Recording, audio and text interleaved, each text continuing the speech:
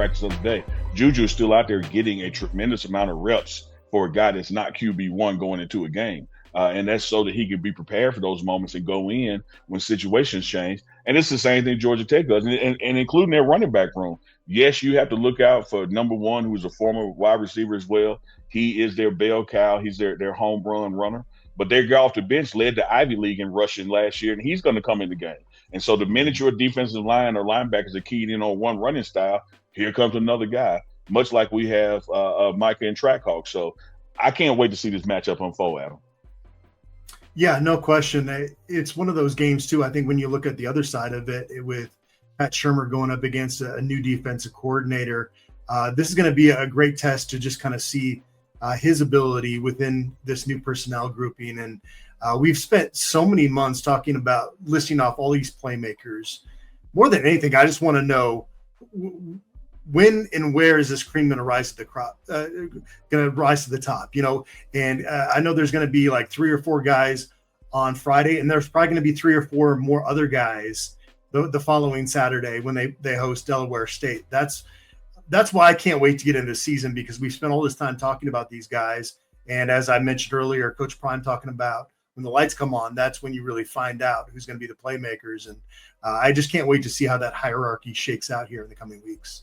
Yeah, I love that. I'm excited about the trench matchup. You know, the guys in the trenches, especially their offensive line versus our defensive line.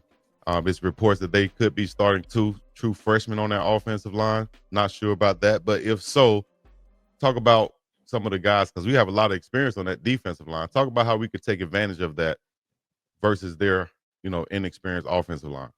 Hey, Chico, I want to make sure I get this out there. So the latest depth chart, they're going to start right now as it stands. They're going the 2 freshmen will be backups as it stands, okay. But they're in it. So some of those have the order, like they're really highly ranked guys. So you could see them. So in that first 7, it could be 5. They could be in that first 7, but I believe the first 5 will be in the latest depth chart, all veteran guys. I want to make sure I put that out there. Okay, good deal. I appreciate the info. And Dukes, with that in mind, Adam, as well, when I look at what we have versus what we'll be facing, you have this unknown thing, right? Because of the transfer portal, and yet to see guys play together as a unit, et cetera, et cetera. So what I boiled it down to, man, I go NFL style, look at metrics. And when I see that my guy, outweighs their guy by 25, 30 pounds, I have to like my guy more. Now, heart, will, technique, all of that still comes into play. But at the end of the day, this is still physics. And 2 things moving at 20 miles per hour and one outweighs the other, you got to bet on the one that's heavier. Yeah,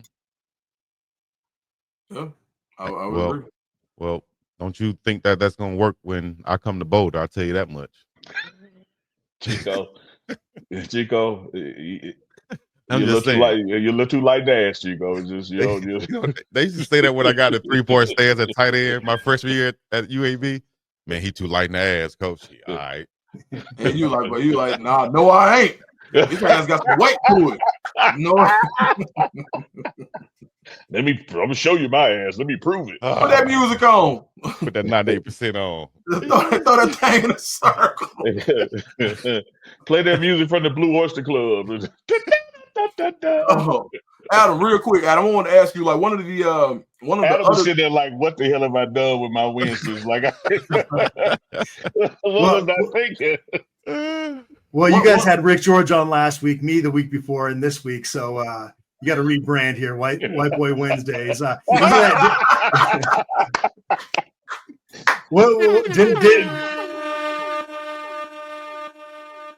won. You can have that confused face once a week on here. But didn't Ben Finnesseth have like the music playlist on Wednesdays at some point? He did. It was White Boy Wednesdays. Okay. Yeah, that's all. He did. That's what I'm signing up for here. We've had Derek on here too, so hey, I guess so. I got to know though. Dukes was in Boulder yesterday. It looks like you're back in Atlanta now. Mm-hmm. You're a ninja, dude. Like, I didn't even know you were in that press conference until you asked the question. And now you're back. Call me a samurai. Like Bruce Lee. Come on. Keep your head out of the gutters. Keep your head out of the gutters. Oh, I can't wait to clip that. I cannot wait to clip Hey, that. my bad. Hey, Big Dog Chico, Uncle Neely, Dukes the Scoop. Y'all hit the like, subscribe, comment, all the other good stuff. Peace in the Middle East. Yeah, you bitch naive, you.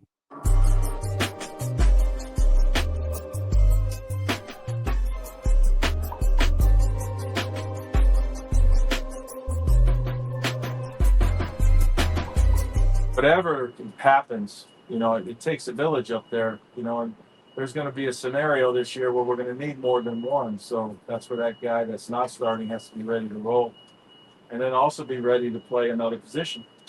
I'm from the world where you dress 7 or 8 linemen, so you got your front 5, and then you got a backup at center/guard, and then you got a backup at tackle/guard, and so that's a process they have to learn also if they're going to move on in their career. Because if you're not the starter, then you got to be somewhat multiple, so that if we get dinged in a certain position, you can go in and play. Thanks, Coach. Thank you. Appreciate it. Coach, you talked about getting ready for an opponent. With so much activity in the transfer portal, institution, what's the challenges to really get ready for a team when their roster is about 50 to 60% difference year to year based on the film you have? Yeah, I think it's our job as coaches, we talked about it, to adapt and adjust, right? We put the best 11 out there, prepare for whatever we think's coming. And I hate to break it to you, but this big game plan we got, it ain't going to be what they do. We don't got a contract with them. I wish we did.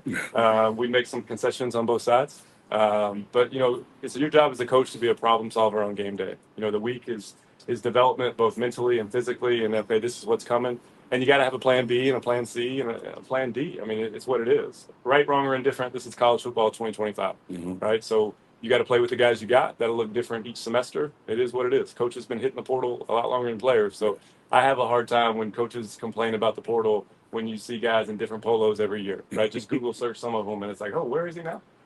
So I'm all for the players getting whatever they can get, and we'll put a great product out there on game day.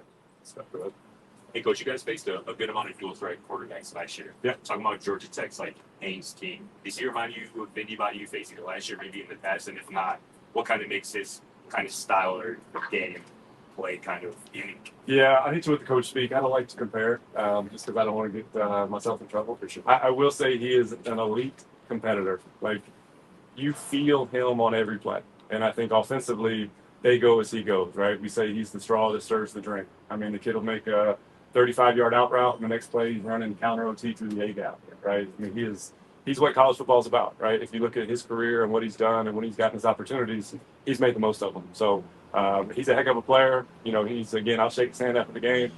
I got a son that hopefully will be what he is down the road. So excited to see that.